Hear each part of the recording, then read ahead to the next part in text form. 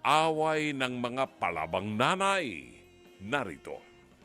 Okay, so are you ready to rumble? Parang boxing. In the white corner, proud fur mom ng 7 cute na pusa. Buhay niya itataya, may pagtanggol lang ang kanyang mga alaga. In the red corner naman, nanay siya sa 9 na anak. Mga tao sila at hindi mga pusa. Na-trigger at naging tiger dahil sinigawan ng anak na may kapansanan. At sa galit, samurai ang kanyang winagayway. Ay, nako talaga, mapananay ko po ka na lang sa away ng mga palabang nanay. Sina Bora at Kadang ay kilala bilang mga palabang nanay. Pero, nang sila ay nag-away, nauwi sa suguran at samurai. Ikaw naman, Nanay Kadang, bakit mo naman sinugod mama ko ng samurai? Ikaw nasaktan mo yun. May magagawa ka pa ba? Ay, takot ako! Mighty Sword! Ikaw na nga, Manang Borang, masyado ka naman. Kung makasita ka sa ate ko na nagwawala, yung nanay ko nga, araw-araw naglilinis ng dumi ng pusa mo eh. Alam mo na nga may diferensya yung tao eh, papatulan mo. Di, parang mayroon ka na rin diferensya pag pinatulan mo yun. Dapat marunong ka mag-alaga, responsible ka dapat pag nag-alaga ka ng mga hayop kagaya ng pusa at aso. Mukhang malala na ang bangayan ng mga warrior na nanay sa face-to-face harapan. Tapang kaya nila ay lalo pa nating masasaksihan? Ayan na. Oh, dalawa na sila agad. Ay! Okay. Dalawa na agad. Okay. Teka muna, sandali lang. Oh, so ayusin natin ito. Ano ang problema? Siya po, yung anak niya po, laging pupunta sa bahay, nagwawala. Nagtatapo, nambabato ng bato sa pintuan namin. Tapos yung basura, tinatapon doon sa harapan namin. Tapos yung pinakamasakit, yung pusa ko, binato niya sa pintuan namin. Kaya puro sugat. Nako, animal cruelty. Maraming beses na po yung ginagawa, pero inano ka, hindi ko na kaya eh. Ano nangyari sa pusa? May sugat po yung tenga. Ay. 6 ang pusa mo. 7 po. 7. Pito Okay. po sila. Lahat naman sila ay okay sa ngayon. Okay po. Yung anak niya may kapansanan. Opo. Mayroon pong Sa kapansanan. isip, sa isip.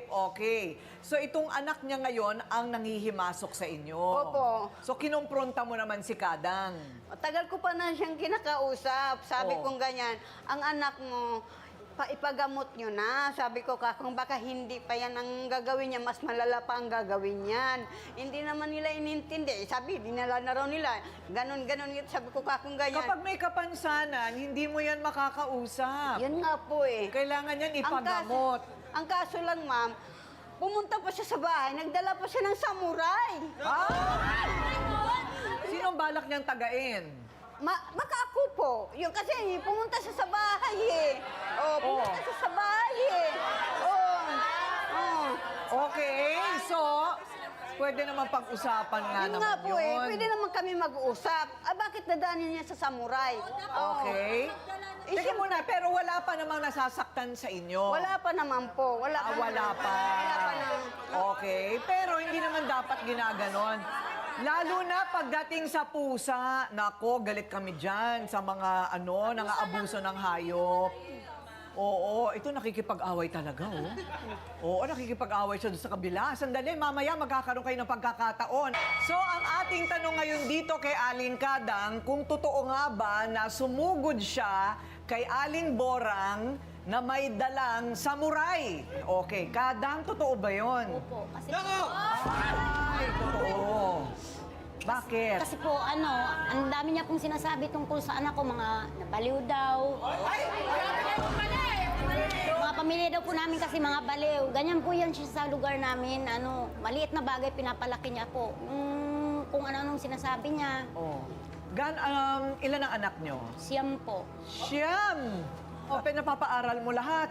Nag-graduate lang po ng K-12.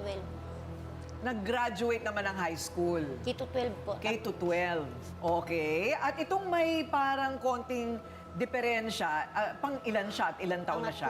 Pangatlo. 32 po. 32 babae. Opo. Okay. So napatingin mo na ba siya sa doktor? Hindi po, kasi hindi man po siya sumasama pag Bata pa lang ba siya, ganyan na siya? hindi po. Noon lang pong 2012 Oh.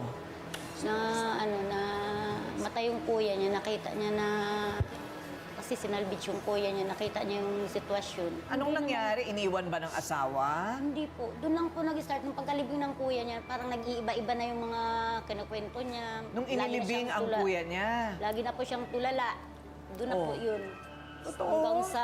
Gumaling naman siya nung pinagamot ko. Pinagamat ko sa albularyo. Pinahilot ko yung sikmura. Albularyo. Gumaling din po siya. Tapos nung itong 2024, bumalik. Tapos parang lumala pa. Okay. So, totoo na nang aaway siya ng kapitbahay. Opo, pagka sinusumpong po, lalo pag nakakarinig ng, yung mga katulad ng mga sinasabi niya na mga baliw daw po yung pamilya namin. Nagtrigger po yung anak ko.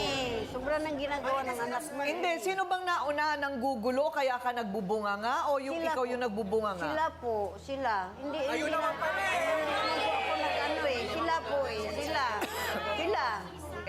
Hindi ba pwedeng pigilan yung anak mo at patingin na natin sa doktor? Pag sinumpong po kasi siya, pag nakakarinig siya ng hindi magandang mga salita, doon po siya nag-uumpisa, nagtitrigger po siya. Hindi magtuturuan na kayo ngayon yan kung sinong nauna. Yun nga po. Kasi bakit naman siya magsasalita ng hindi maganda kung walang ginagawa? Hindi ba? Oo, tsaka kung may diferensya siya, talagang baka sa kanya nagsisimula yan. Naghagis pa ng pusa. Kawawa naman yung pusa. Eto, sa ating mesa ng ebidensya, Ryle, ang pusa at ang bolo. Ano ba itong bolo na ito? Saan mo nakuha yan? Dala po yan galing Kalaka. Parang may kalakalawang pa, ate. Isa siyang, Espada siya, ate. hindi, talagang siya, antique. Ayan. Talagang siya, pang samurai talaga siya. May handle pa, Oh. So, dinala mo ito. Ano bang balak mong gawin noon? Na lang po ako, yung baga, di ko na yung galit ko sa kanya dahil kung ano po sinasabi sa amin. Okay. Pero, balak mo talaga managa? Hindi naman po. Pinantakot ko lang po sa kanya para tumigil na yung bunganga niya. Kasi po siya chismosa po siya Hindi, tsaka wag kang mananakit, lalo yung mga pusa na walang laban. Huwag yung pagbabalakan nyo ng masama. Alam mo, ang gamutin na lang natin yung anak mo para matigil na yon. O eto naman yung mga kawawang pusa. Ang cute! Ang cute, pero lahat hindi bakunado. Siya, alam mo, naniniwala ako kung maawain ka sa hayop. Mahal ko po yung medyo mga may pusa. kabutihan naman sa puso mo. Mahal ko po yung mga pusa. Parang Oo. anak ko na po sila. Ang pagkain po nila, cat food. Ilan? 7 po sila. Anong mga pangalan? Sige nga. Si Cain, si Yuri, si Rumba, si Kakay, si Coco, tapos si Buntis. Yun, si Buntis, nanganak na yun eh. May anak na. Saka si Api, yun. Ilan yung anak? 4 po, bagong panganak po. Ay. Nasa amin po. Ipakapunan natin, ha? Pakapunan natin lahat yon para hindi na dumami. Lalaki yung gastos mo. Yun nga po eh. Ay, naku. Tapos pag mawala yan, masagasaan, iiyak ka pa. Hindi naman po sila umakit sa kalsada po. Sa bahay lang po sila talaga. Ate Coring, balita ko, nandito daw yung mga pusa today. Po, nandun sa baba. Ayan na sila. O, nakakulong sila ngayon Yan po. dahil hindi pa sila nakakapon. Yan po, oh. Yung mga pusa ko po. Ayun. Yan. Mahal na mahal ko po yung... Nanay, pinicturan ko pa man din yan. Sabi ko, ipapa-adapt ko yung pala sa'yo to. Oh, sa akin po yan. yan. Oo, hello. Meron Anong pa yung pangalan? puti doon. Anong pangalan Ito nito? po si Yuri, tsaka si Aki. Yuri and Api. Yan, Hello. yan po, yan. Hello. Yan po sila. Oh, Ayun po yung so- Iyaki na pusa ko. Yan po ang Iyaki. Yan po si Cain. Hi, Kail! Hi, Kail! Yan po ang pusa namin. Hello! Yan. Mahal na mahal po namin yan. Oh. In! Hello! Ito po ha, mahirap nga talaga ang sitwasyon ni Kadang. Pero, sukdulan na ang perwisyo ng anak daw niya sa mga kapitbahay dahil nga may konting diferensya sa pag-iisip. Sana na, sila naman daw po ang intindihin ni Kadang. Yan ay hiling ng kakampi ni Borang. Malu, humarap ka na. Wow! Nakakatawa naman si Ate Ang Malu. ganda naman ang suot mo. Nanay Malu, pinag-prepare ka talaga. Ha? Malupet. Ha? Oo, talagang handa siya. Okay, so Malu, gaano ba kagrabe yung perwisyo nung anak? Bilang kapitbahay po kasi, nakikita ko naman pong sobrang perwisyo na yung ginagawa po ng anak niya. Andyan pong kinakalat po kasi yung mga basura. Pag nakikita po yung pusa, sisipain. Tapos nagawa niya po kunin yung isa para po ihagi sa pintuan. Nakita mo mismo? Opo, kaya po nagkaroon ng sugat yung pusa.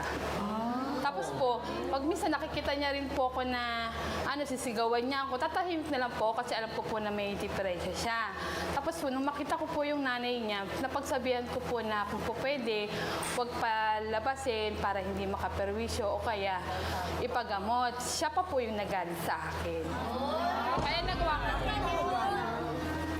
Siguro, syempre, hindi mahirap yung mawawalay sa'yo yung anak mo, no, Nanay Kadang? Ito po ang sabi ng mga estadistika.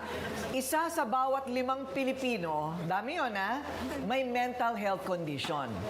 Hindi, kasama na ako doon. Kasama na ako doon kasi even anxiety is a mental condition. Kunwari, yung masyadong magulo isip mo, masyado kang ninenervyos, ang walang dahilan, may gamot yan May gamot yan. Kita mo, para ako normal. Pero mamaya, baka manaksak ako, ha? Huwag niyo akong gagalitin. Katabi mo ako, ate. Huwag Huwag niyo ka akong ng ate. gagalitin. Oo. Charas. Okay. Ngayon, itong mahirap. 13 to 15 million na mga Pinoy undiagnosed kasi hindi nagpapacheck up. Hindi nila alam na yan ay pwede palang gamutin. Akala nila, ulyanin ka lang, akala lang nila para ka nababalisa. Yung pala, meron ng imbalance na pwedeng gamutin, nanay. Talaga, ipa-check up natin yan. Pero tingnan muna natin kung anong sasabihin ng kakampi niya, ha? Okay. So, mas perwisyo raw ang pananadya ni Nanay Borang kaysa sa kanyang kapatid, ang anak na kasing tapang ng nanay. Ang anak ni Kadang. Ayan, Nine, humarap ka na. Nine, relax lang, Nine. Bakit galit na galit ka? Anong Paano po kasi, tuwing nararamdaman mo? dadaan po ako, sasampay ako, bubuhusan niya po ako ng hinugas na pinggan. Paano nagsimula na ginagawa ni Aling Borang yan sa'yo?